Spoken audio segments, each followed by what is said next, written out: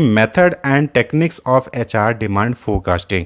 यानी कि जो HR demand forecasting human resource planning जब करते हैं तो वहाँ पे डिमांड फोरकास्टिंग करते हैं कि कितने ह्यूमन रिसोर्स की हमें रिक्वायरमेंट है, तो उसको हम एस्टिमेट करते हैं, तो उसके कौन कौन से मेथड हो सकते हैं। तो देखिए ये हमने जो है पहले ही सेल्स फोरकास्टिंग आपने पढ़ा होगा मार्केटिंग में, इसी तरीके से आपने रिग्रेशन, कोरिलेशन, ये टेक्निक पढ़े होंगे, ट्रेंड प्रोजेक्शन पढ़ा होगा स्टैट्स में, आपने जो है मैनेजर इकोनॉमिक्स में भी डिमांड फोरकास्टिंग के टेक्निक पढ़े होंगे। तो वही ऑल ओवर यहाँ पे है, यहाँ पे 2-3 टेक्निक्स आपको अलग देखने को मिलेंगे, वो हम यहाँ पे देख लेंगे। तो सबसे पहले है मैनेजरियल जजमेंट।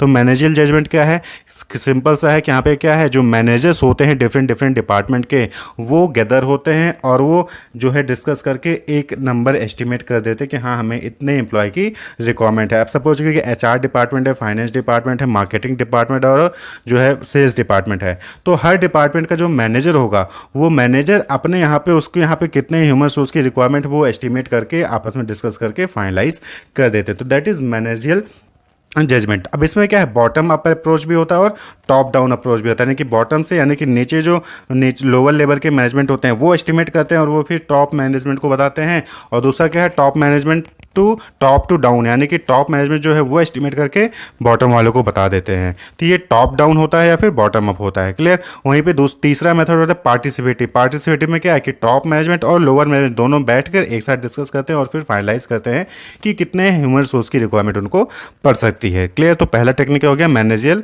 जजमेंट। दूसरा टेक्निक है रेशियो एनालिसिस। रेशियो एनालिसिस देखा होगा आपने कि क्या होता है स्कूल और कॉलेजेस में कि एक फैकल्टी 20 बच्चे हैं तो उन पे एक फैकल्टी होनी चाहिए। तो सेम उसी तरीके से यहाँ पे क्या होता है कि कितना प्रोडक्शन करना है उसके लिए कितना वर्कर होना चाहिए, उसका रेशियो यानी number of workers is to volume of sales यानी प्रोडक्टिविटी। तो अब एग्जांपल के तौर पे लेंगे कि कैसे हम इसको कैलकुलेट करेंगे। फॉर एग्जांपल सपोज करें कि किसी ऑर्गेनाइजेशन में जो रेशियो है वो 1:150 का है। 1:150 यानी कि एक वर्कर 150 वॉल्यूम ऑफ सेल्स जो है वो प्रोड्यूस कर रहा है, यानी कि प्रोडक्टिविटी प्रोडक्शन कर रहा है से, ठीक है।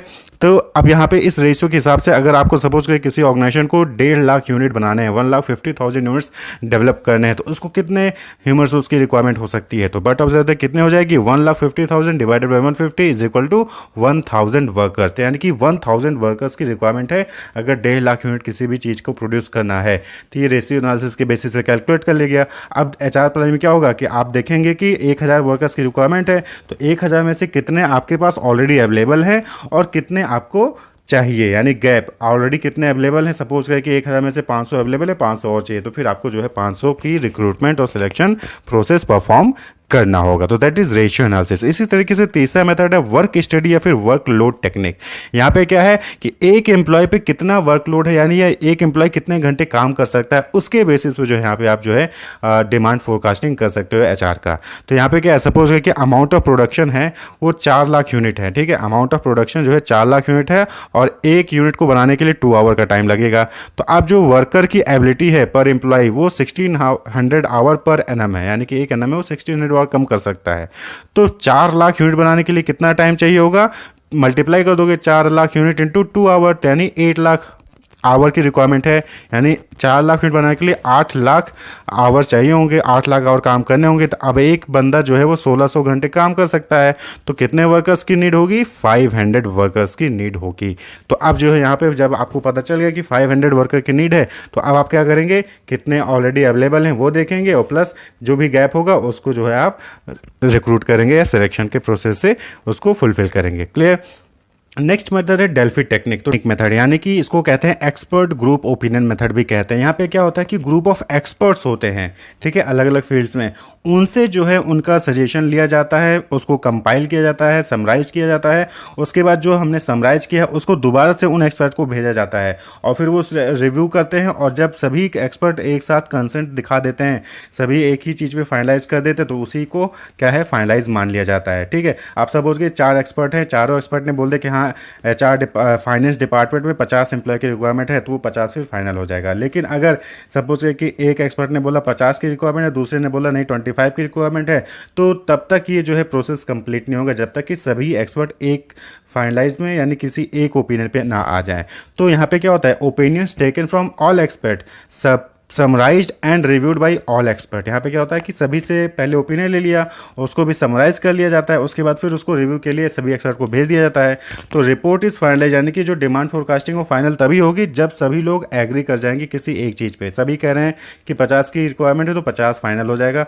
अगर कहीं ना कहीं कोई जो है उस पर एग्री नहीं कर रहा है तो दोबारा से उस प्रोसेस को परफॉर्म किया जाता है। तो that is Delphi technique. Actually ये डेल्फी टेक्निक जो है ना, ये मेथड है, ये आइडिएट किया गया था ओलफ हेल्मर और नॉर्मन डेल्की द्वारा। क्लियर, ओलफ हेल्मर और नॉर्मन डेल्की द्वारा। और इस मेथड को पहली बार इंट्रोड्यूस किया था 1950 में। किसने? Founding member were part of Rand Corporation. तो रैंड कॉर्पोरेशन के ये जो हैं मेंबर थे ये दोनों, और उन्होंने 1950 में जो है इसको इंट्रोड्यूस किया था।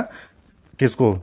डेल्फी टेक्निक को। क्लियर। और ये जो नाम है दिया गया है डेल्फी, ये डिराइव किया गया है Greek name Oracle of Delphi, एक मतलब टेम्पल है रोम में, तो उस वहाँ से जो है इसका नाम जो है डिराइव किया गया है। तो डेल्फी यानी कि एक्सपर्ट ओपिनियन मेथड। तो ये डेल्फी मेथड है जिसका यूज़ करके आप जो है एचआर डिमांड फोरकास्टिंग कर सकते हैं। इसके अलावा बहुत सारे टेक्निक्स हैं, जैसे कि स्टैटिस्टिकल मेथड में कोरिलेशन, रिग्रेशन हमने डिटेल में देख रखा है। ट्रेंड प्रोजेक्शन मेथड है, ग्राफिकल मेथड है, लीस्ट स्क्वायर मेथड है, टाइम सीरीज है, इकोनोमेट्रिक मॉडल है जो कि पास्ट हिस्टोरिकल डेटा का यूज़ करके जो है यहाँ पे आपके चार की रिक्वायरमेंट कितनी हो सकती है सेल्स के बेसिस पे या फिर किसी अदर बेसिस पे, वो आपको जो है यहाँ पे फोरकास्ट करके बता देता है। और या फिर कोई आपका कॉम्पिटिटर है मार्केट में, वो कैसे रिक्रूट कर रहा है, वो कैसे इस चीज़ को जो है मेथड फॉलो कर रहा है, उसी टेक्निक को आप भी जो है यहाँ पे फॉलो कर सकते हैं। तो ये कुछ अदर टेक्निक्स हैं जिसका यूज़ करके एचआर डिमांड फोरकास्टिंग किया जा सकता है। अब बात कर लें कि database for man power forecasting, यानी कि मैन पावर को फोरकास्ट करने के लिए कितनी रिक्वायरमेंट है, इसके लिए डेटाबेस यानी कि आपको कंटेंट कहाँ से मिलेगा, डेटा कहाँ से मिलेगा। तो बहुत सारे डेटा अवेलेबल हैं। इंटरनली बात करें तो पर्सनल डेटा मॉड्यूल होता है, ऑर्गेनाइजेशन में अवेलेबल होता है। रिक्रूटमेंट किनका किनका हुआ है, यानी कि जब आप एप्लीकेशन मंगवाते हैं तो उसका डेटा आपके पास अवेलेबल रहता है। जॉब एक्सपीरियंस मॉड्यूल, यानी कि किसके पास क्या क्या जॉब है, ठीक है, उससे रिलेटेड, यानी कि placement history, grade, promotion, task performed, grade wise, ये सारी चीज़ें जो है अवेलेबल होती हैं। इस तरीके से परफॉर्मेंस अप्रेजल किनका किनका हुआ उसका पूरा मॉड्यूल, और ट्रेनिंग एंड डेवलपमेंट का मॉड्यूल कि किसको किसको ट्रेनिंग दी गई है, नेचर ऑफ ट्रेनिंग क्या थी, ये सारी चीज़ों से रिलेटेड जो है आपके पास डेटा अवेलेबल होता है। वहाँ से आप जो है मैन पावर की फोरकास्टिंग कर सकते हैं। तो wish you all the best, keep watching.